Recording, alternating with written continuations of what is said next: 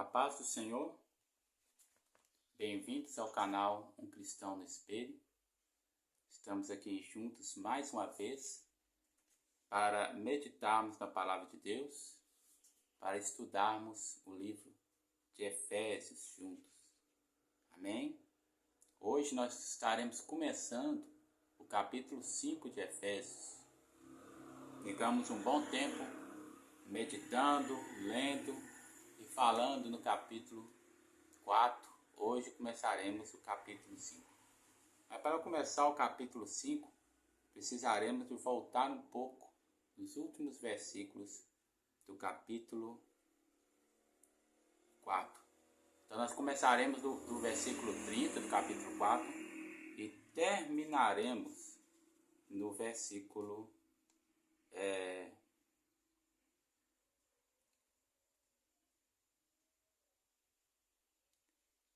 versículo 4. Amém? Desde já deixe seu like, curta, compartilhe e ore por nós, para que Deus possa estar abençoando, que essa palavra que é ministrada aqui possa estar chegando ao corações de muitas pessoas, que não é uma palavra que estamos aqui para meditar na palavra de Deus, que é a palavra que traz vida e vida com abundância. E não entristeçais o Espírito Santo de Deus, no qual estáis selados para o dia da redenção. Toda amargura, ira, cólera, gritaria, blasfêmia e toda malícia sejam tirados dentre vós. Antes sede uns para com os outros benignos, misericordiosos, perdoando-vos uns aos outros, como também Deus vos perdoou em Cristo. Sede, pois, imitadores de Deus, como filhos amados. E andai em amor, como também Cristo vos amou, e se entregou a si mesmo por nós, em oferta e sacrifício a Deus em cheiro suave. Mas a fornicação e toda impureza ou avareza, nem ainda se nomeie entre vós, como convém a santos. Nem torpezas, nem pavorices, nem chocarrices, que não convém, mas antes ações de graça. Amém? Irmãos, o capítulo 5, como a gente já sabe, todo mundo que é estudioso da Bíblia sabe, a Bíblia não foi feita com a devida repartição de capítulos e versículos, mas foi feita, cada epístola, cada livro foi feito como um todo, é uma mensagem só. Então a mensagem do capítulo 4, ela prossegue no capítulo 5, como ela também não começa no capítulo 4, ela começa lá no capítulo 1, que é a mesma mensagem. Ele vai parando e fazendo observações, ele fala sobre vários assuntos, mas a mensagem é a mesma. Então ele começa falando o seguinte: não entristeçais o Espírito Santo de Deus. Olha, o Espírito Santo é o responsável, é o selo de Deus em nós, a garantia de que vamos ser assuntos ao céu, vamos ser arrebatados, vamos estar morando com Ele. O Espírito Santo é aquele que convence o mundo do pecado, da justiça e do juízo. O Espírito Santo é aquele que nos guia em toda a verdade. O Espírito Santo é aquele que nos reveste de poder. O Espírito Santo é o nosso guia nessa jornada que nós estamos aqui. Então é muito importante que nós tenhamos um relacionamento de extremo respeito para com o Espírito Santo, de amor, ok? Não vamos agir, O pecado, ele entristece. Nós já, no outro vídeo que nós publicamos, anterior, nós comentamos sobre isso. Ele entristece ao Espírito Santo, E aí nós temos alguns... E aí vem o versículo 41 falando, olha, você não deve entristecer o Espírito Santo, porque nele vocês estão selados para o dia da redenção. Então, toda amargura, ira, cólera, gritaria, blasfêmia e toda malícia são coisas que nós já falamos no vídeo passado, que contrastam com o vínculo da paz. Quem é o vínculo da paz? Humildade, mansidão, longanimidade, suportando-vos uns aos outros em amor, que é o que está escrito no versículo 2. Que o vínculo da paz é responsável por manter em nós a unidade do Espírito. Ou seja, Toda amargura, ira, cólera, gritaria, ou seja, coisa de orgulho, sementes de orgulho, sementes que de egoísmo e orgulho, de inveja que o pecado deixa no coração da gente, são coisas que têm que ser tiradas. Essas coisas não podem ficar prosperando em nós.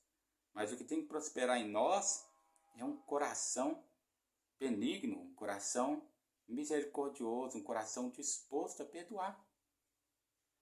Né? Porque é assim que a gente mantém a ação, que a gente mantém a unidade que o Espírito Santo promove em nós. Veja, quando o Espírito Santo promove uma unidade no lugar, neste lugar não existe gente com o coração amargurado, né? Cheio de malícia, cheio de palavras más, né?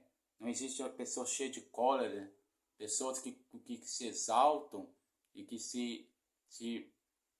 brigam com os outros por qualquer coisa, iracundas, né? Mas existem pessoas benignas, existem pessoas que exercem misericórdia.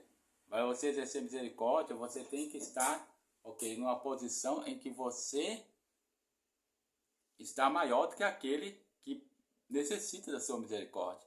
Ou seja, então geralmente nessa questão você muitas das vezes é o ofendido. Você muitas vezes é aquele prejudicado que naquele momento tem a condição de revidar, mas você opta por ser manso, como é dito no versículo 2, você opta por ser humilde, como é dito no versículo 2, então você não age com vingança, mas você exerce compaixão para com aquela pessoa que necessita da sua ajuda naquele momento, mesmo que aquela pessoa tenha sido uma pessoa que em outra época tenha te pisado. Perdoando-vos uns aos outros, como também Deus vos perdoou. Aqui existe a conexão entre o versículo 1 do capítulo 5, que vai dizer: sede, pois, imitadores de Deus. Se Deus nos perdoou, porque quem é mais ofendido do que Deus? Quem é mais pisado, blasfemado, caluniado do que Deus? Quem é julgado por suas condutas, por mais sábias e justas e benignas que elas sejam, todos os dias homens julgam a Deus e o acham culpado,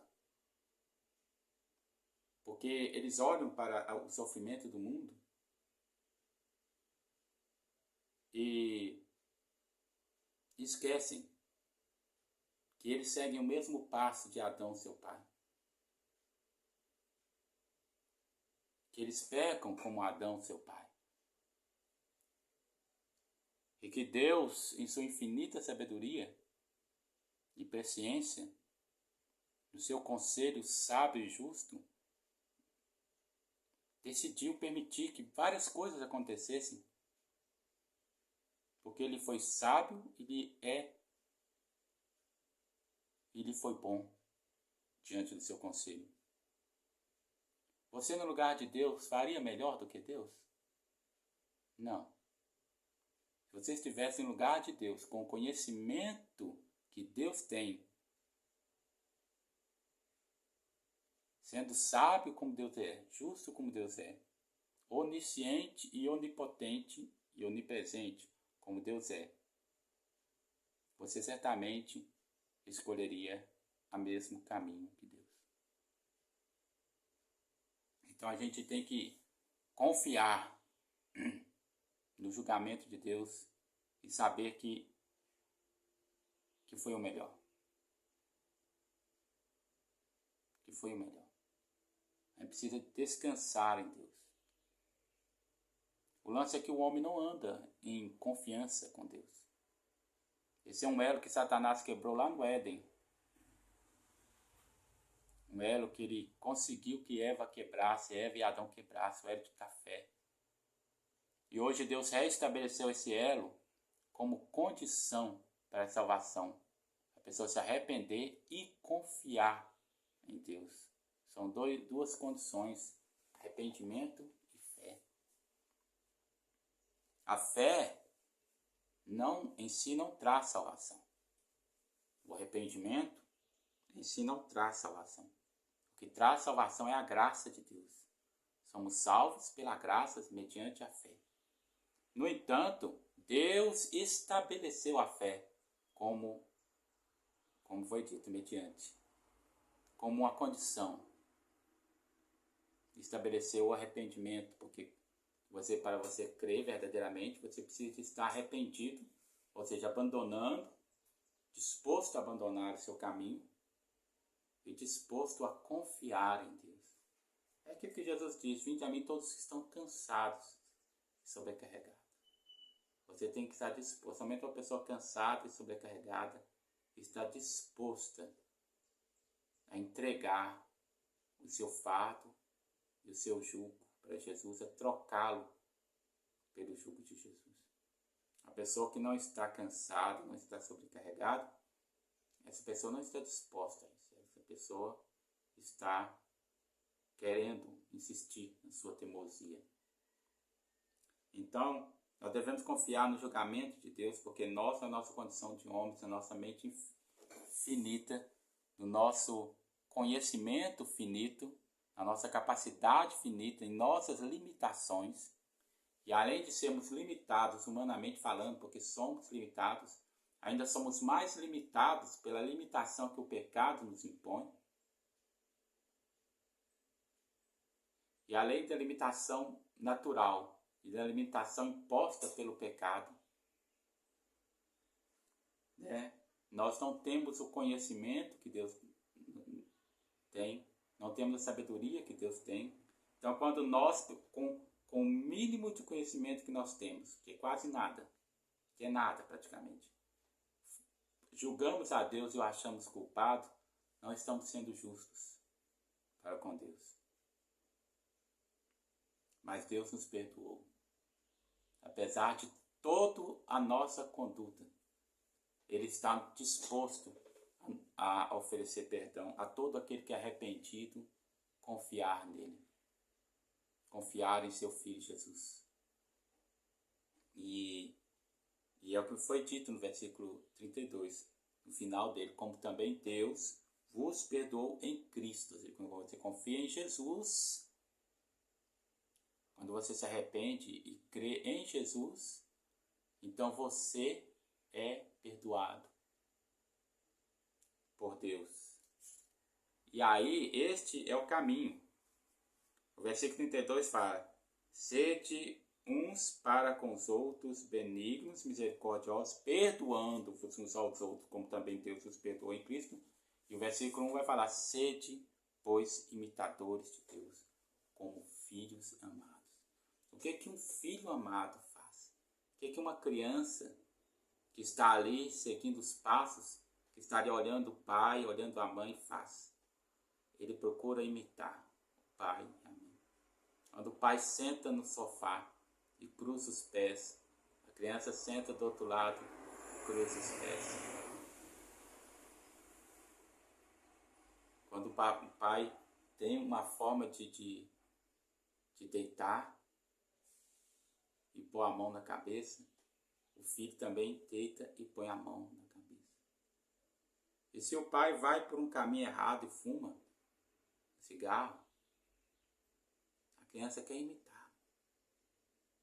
Tinha uns pequenos, parecendo um bambu, pequenininho, dava uns brotinhos assim pequenininhos, e dava uma espuminha natural no meio dele quando ele ressecava. Eu já quebrei aquilo, pus no fogo e tentei soprar com a boca. Quebrei, fiz o formato de um cigarro, entendeu? Sabia que eu não podia fumar, porque eu era criança, mas fiz aqui no fogo. Ou seja, também já dei sim uma bitoca, como diz o povo, no cigarro. Por que disso? Porque o meu pai fumava. Porque os meus tios fumavam. Porque a minha irmã mais velha, né? Mais velha do que eu, no caso, né? Não a mais velha, mas mais velha do que eu, fumava. Então, seguindo, a criança, ela quer imitar os pais e aqueles a quem estão sobre ela com admiração. Graças a Deus, Deus não me deixou entrar por esse vício. Mas, assim como a criança imita o homem nas coisas erradas, ela também imita nas coisas certas. E então Paulo nos chama a sermos imitadores de Deus, do caminho que Deus nos revela da sua conduta. E qual é o caminho que Deus nos revela da sua conduta? Ele nos revela o caminho da santidade, amém? O caminho da justiça, amém?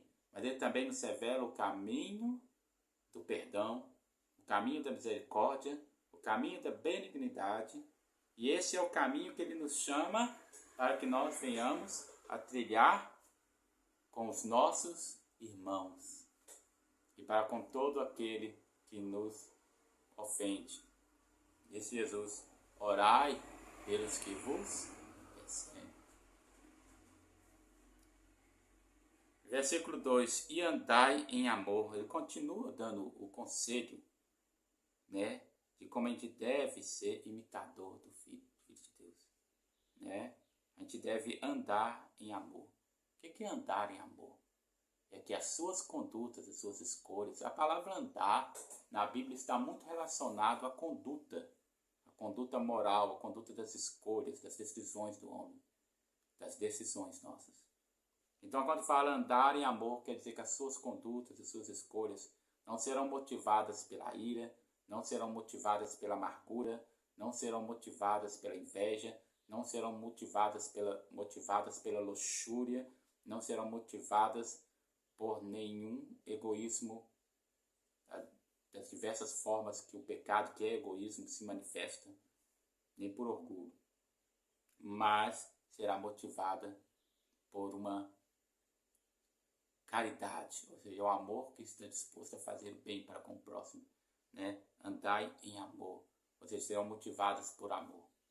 A sua conduta deve ser motivada por amor, né? Aqui há uma observação. O apóstolo Paulo fala sobre andar em amor. Fala também sobre o andar digno da nossa vocação, né? E vai falar também sobre o andar diferente das pessoas que não conhecem o Senhor, dos gentios do mundo que não conhecem Jesus. Amém? Vamos prosseguir no capítulo 5. Andar em amor como também Cristo vos amou e se entregou a si mesmo por nós. Então ele dá outro exemplo. A gente é imitador de Deus e Pai, que nos perdoou em Cristo Jesus. Também somos imitadores de Cristo. Também somos imitadores de Cristo. Então ele vai falar, e andai em amor. E vai falar então, como também Cristo amou e se entregou a si mesmo por nós. Então esse andar em amor, ele busca como exemplo Jesus Cristo. Então quando talvez você tenha uma dúvida, né? Como que eu posso fazer para andar em amor?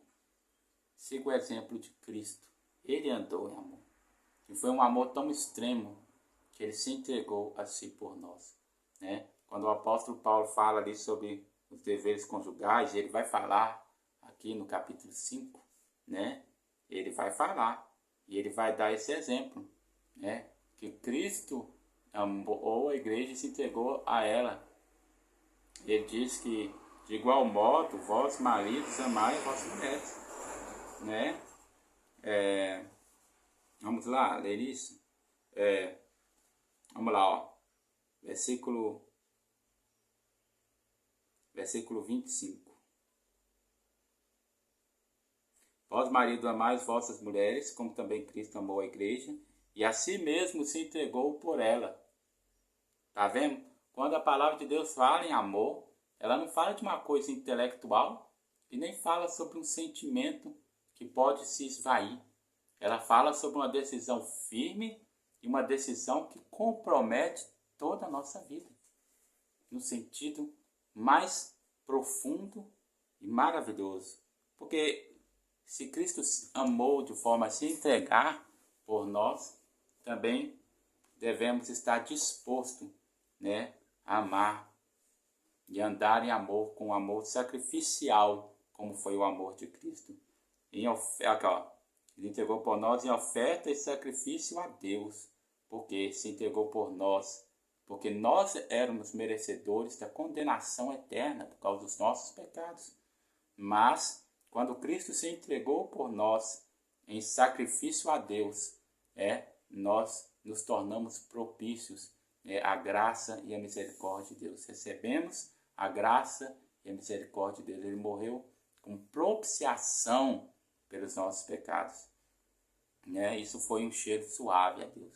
O cheiro do sacrifício das carnes de bode, de ovelha, de carneiro, de boi, não chegaram diante de Deus com o mesmo cheiro que o sacrifício que Cristo fez, Mas aí ele disse, olha, a gente deve andar em amor para com os outros. A gente deve andar em misericórdia, a gente deve andar em benignidade, mas a gente não deve andar em fornicação, a gente não deve andar em impureza ou avareza, nem ainda a gente deve que isso se nomeie entre nós. Ou seja, isso não pode se dizer que fulano é assim, fulano é uma pessoa avarenta, fulano é uma pessoa sensual, fulano é uma pessoa com a mente, ele é um grande homem de Deus, mas tem a mente muito impura. Isso não pode, não existe isso. Quer dizer, existe isso, infelizmente. Mas a recomendação bíblica é que não deve existir isso no meio do povo de Deus, a comunidade dos santos. Por isso não convém aos santos, Mas a fornicação e toda impureza ou avareza nem ainda se nomeie entre vós, como convém a santos, E aí, junto com essa questão da fornicação e da impureza, ele acrescenta outras coisas aqui, nem torpezas, nem parvoíces, nem chocarrices, que não convém, mas antes ações de graça. Ele está falando de toda uma conduta que uma pessoa imoral tem, A torpeza ali, um pensamento sujo, impregnado. Eu estarei lendo um comentário bíblico aqui para endossar e melhorar esse nosso argumento aqui. Amém? Vamos lá.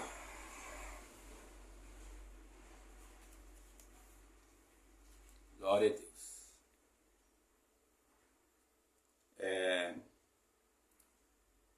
Paulo volta-se da abnegação, que é misericórdia, benignidade, perdoando-vos uns aos outros, para o seu exato oposto, a autossatisfação, que é o egoísmo, do amor genuíno para aquela perversão deste amor, que é chamada de concupiscência. As palavras gregas para impudícia ou porneia, impurezas, acartacia, abrangem juntamente todo tipo de pecado sexual. Em outras palavras, todas as relações sexuais fora do seu contexto ordenado por Deus, de um casamento amoroso. A eles, Paulo acrescenta a cobiça, de certo porque aqueles pecados são uma forma especialmente degradante dela, a saber, a cobiça de outra pessoa para um prazer egoísta. O 10º mandamento especificamente proibiu a cobiça da esposa do próximo, e anteriormente nesta carta Paulo escreveu sobre a avidez envolvida nas práticas impuras. Está lá no capítulo 4, versículo 19. Desse modo, segundo escreve, toda forma de imoralidade sexual nem sequer se nomeie entre vós. Não somente devemos evitar a sua prática, como também devemos evitar que isso seja um pensamento que venha estar impregnado na cabeça das pessoas, que isso seja uma fala que venha estar na boca das pessoas. E aonde é que está escrita essa questão que não deve nem pensar e falar sobre ela nesse sentido? Quando se fala em torpezas, chocarrices, arvoices, traz para nós este sentido.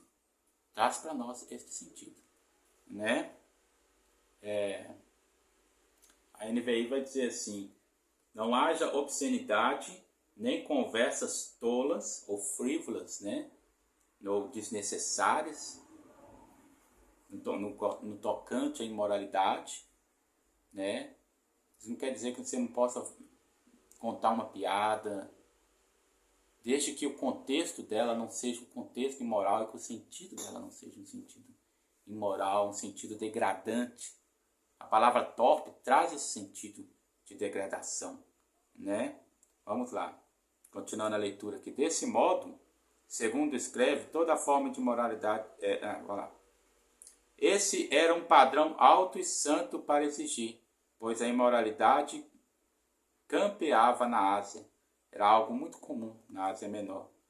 Visto que a deusa grega Ártemis, ou Diana dos Efésios, era considerada uma deusa da fertilidade, das orgias sexuais, eram regularmente associadas com a adoração dela.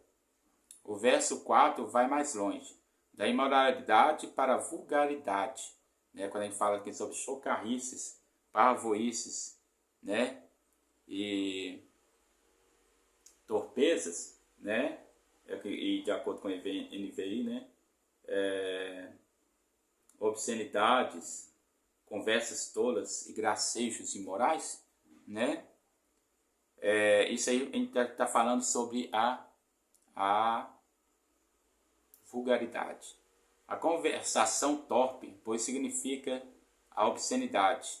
E tanto as palavras vãs quanto as chocarrices provavelmente são uma alusão às piadas grosseiras, a forma mais barata do humor. Todas as três expressões referem-se a uma mente suja, expressando-se em conversa suja. Você já notou que hoje em dia o contexto das piadas, o contexto das piadas, do humor, principalmente aqui no Brasil, mas está se tornando um contexto cada vez mais sexual, regado a palavrões. Não quer dizer que não existia um contexto sexual nas piadas e no humor. Sempre houve um contexto. Sempre houve. Quando a gente vê os Trapalhões, a gente pensa, que época boa, com uma coisa inocente. Não existia muita inocência. Você vai ver muita coisa referente de forma oculta ali, ou de forma indireta, muita coisa palavras ditas com duplo sentido. Mas hoje em dia está sendo uma coisa mais aberta, mais clara, e cada vez mais pesada. Parece que quando algumas coisas se tornam politicamente incorretas, então eles partem para a baixaria para tentar, com a baixaria, tornar o seu humor válido. Né? Não podem fazer um humor inteligente, então partem para fazer um humor vulgar. Né? Vamos lá. Todas as expressões referem-se a uma mente suja, expressando-se em conversa suja. Uma mente impregnada de sujeira. Uma pessoa, dentro desse contexto, ele não consegue falar para você uma frase completa sem dizer 3, 4 palavrões, sem fazer alguma referência a algum ato sexual ou a algum órgão sexual ou a fezes ou alguma coisa. Sempre nesse contexto. Você já notou que há pessoas assim que você não consegue conversar com elas sem que elas te digam 3, 4 palavras? E nem sempre estão nervosas, nem sempre estão iradas, nem sempre estão alegres. Não existe um motivador para elas falar. Porque isso já faz parte do contexto linguístico dela. Né? Vamos lá. Mas ao invés de falar isso, essas coisas, porém, são inconvenientes, elas não convêm para o linguajar cristão. Né? Antes, pelo contrário, diz Paulo, que haja ações de graça. Então, o versículo 4 que nós lemos, ele vai terminar, nem torpezas, nem pavoices, nem chocarrices, como não convém aos santos, né? Mas com ações de graças. Que coisa, né? Um comentarista vai dizer que esse é o irmão John Stott. A mensagem de Efésios eu recomendo para os irmãos. Recomendo porque é bom. Eu não estou recebendo nada disso. Né? por fazer essa recomendação. Né? A série chamada A Bíblia Fala Hoje, é um comentário muito bom. O contraste é notável e belo. Em si mesmo, dar graças não é um substituto para a vulgaridade, visto que esta última é essencialmente egocêntrica, ao passo que aquela se centraliza em Deus. Ou seja, aparentemente, a gente vê que ações de graça não é um substituto para a vulgaridade. Só que é um caminho inverso. Paulo mostra ela como um caminho inverso. Como um caminho inverso. Porque a vulgaridade, ela se volta para o seu egoísmo, para si. Quanto ações de graça se voltam para beneficiar o próximo. Né? Mas talvez esta a lição que Paulo está ensinando. Ao passo que a impureza sexual e a cobiça expressam uma visão de vida egoísta, as ações de graça são exatamente opostas e, portanto, o necessário antídoto. Trata-se do reconhecimento da generosidade de Deus. Parece-me provável, no entanto, que Paulo esteja colocando a vulgaridade e as ações de graça ainda mais claramente em oposição uma à outra, como atitudes alternativas ao sexo, a pagã e a cristã, né? A alternativa dos pagãos, a vulgaridade, e a alternativa cristã, a ação de graça, né? Sem dúvida, os cristãos têm uma... Aí vai fazer um comentário histórico aqui, e esse eu só vou ler, e os irmãos prestem atenção. Sem dúvida, o cristão tem uma má reputação por serem negativos para com o sexo.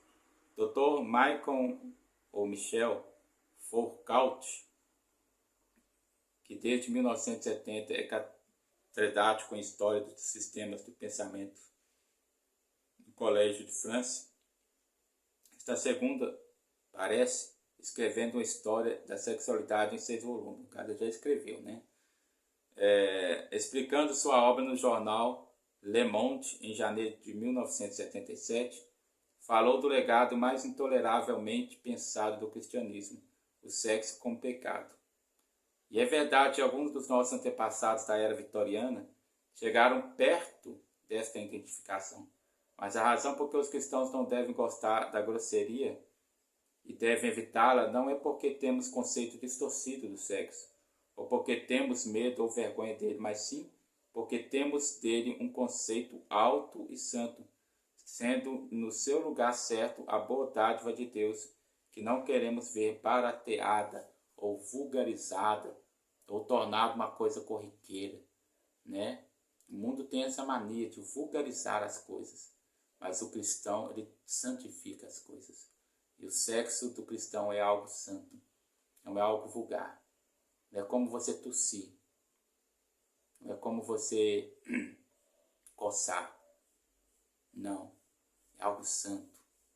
É algo que está dentro de um contexto para ser bênção, para ser prazeroso, para ser algo de comunhão, né? Do homem para com a mulher, aquela mulher que Deus lhe deu, a sua esposa. Amém? Vamos parar aqui e no outro tempo voltaremos para meditar. Espero que tenha sido uma bênção para o irmão. Curta, compartilhe, ore por nós. Querendo Deus, semana que vem ou na outra semana, segundo a graça que Deus nos der, estaremos aqui. Não nos é possível ter vídeos todas as semanas, né? Esse é um canal onde nós temos meditado com os irmãos e feito as coisas conforme nos é permitido, né? De acordo com o tempo que nós temos.